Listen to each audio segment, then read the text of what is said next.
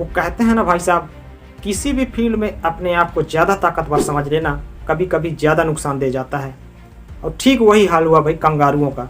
Zimbabwe ने जिस तरीके से कंगारुओं के गले में पट्टी डालकर उनकी रफ्तार को खींचा है ना भाई साहब, सुपर 8 में पहुंचना मुश्किल कर दिया है। ऑस्ट्रेलिया ने कभी सोचा नहीं होगा कि जिम्बाब्वे इस तरीके का हाल करेगा T20 वर्ल्ड कप में। भाई साहब 23 रनों से हरा दिया है जिम्बाब्वे ने ऑस्ट्रेलिया को, और ये पहली बार नहीं किया है कारनामा। इससे पहले भी 2007 T20 वर्ल्ड कप में जिम्बाब्वे ने ऑस्ट्रेलिया को हरा चुका है। वनडे में भी, बाइलेटरल सीरीज में भी ऑस्ट्रेलिया को 3 बार हरा चुका है। तो भाई साहब जिम्बाब्वे को ऑस्ट्रेलिया ने ज़्यादा ही हल्के में ले लिया था। वो सोचा नहीं होगा कि इस तरीके का हाल कर देगा, सुपर 8 में पहुंचना मुश्किल कर देगा भाई साहब। एक समय ऐसा लग रहा था कि जिम्बाब्वे ने पहले बैटिंग करते हुए केवल मात्र 2 विकेट खोकर 169 रन बनाए 20 ओवर में, तो लग रहा था भाई साहब ये स्कोर कहीं कम न पड़ जाए।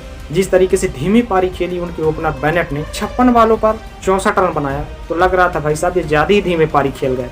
लेकिन कहते हैं ना, बाहर से बोलना उतना ही आसान होता है, लेकिन भाई साहब जो ग्राउंड के अंदर होते हैं उनको ज़्यादा पता होता है कि पिच किस तरीके का है, कंडीशन किस तरीके से है। और उनको पता चल गया था भाई पिच स्लो है, गेंद रुक कर आ रही है, फंस कर आ रही है, और उनको पता था कि 160 से 170 रन यहाँ काफ़ी होगा।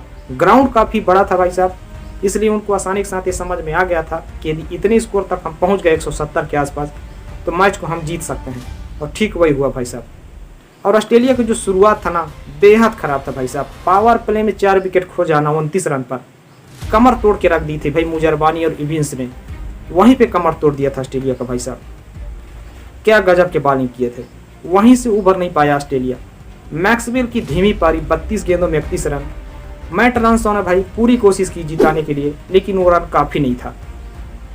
स्टोनिस का चोटिल हो जाना, अनफिट हो जाना भाई साहब, वो भी कमी खला। पहली बात तो ऑस्ट्रेलिया मैच वहीं हार गया था पावर प्ले में भाई साहब। 4 विकेट खो जाना 29 रन पर, वहीं से नहीं उभर पाया। और एक बात माननी पड़ेगी, जिम्बाब्वे के जो बॉलर थे ना, क्या गजब के बॉलिंग की है भाई साहब। पेस बिल्कुल रोक के रख दिया था भाई साहब, स्लो गेंद कर रहे थे, और उनको पता चल गया था कि कंडीशन किस तरीके से है पिच। भाई साहब बिल्कुल ही पेस नहीं दे रहे थे, और वहीं फंस गए पूरे बैट्समैन भाई साहब। केवल 146 रन ही बना सके 19.3 ओवर में, ऑल आउट हो गए भाई साहब। 23 रन से मैच को आसानी के साथ जीत लिया। यदि वर्ल्ड कप हो तो ऑस्ट्रेलिया के अंदर तो भाई साहब घमंड पहले ही आ जाता है।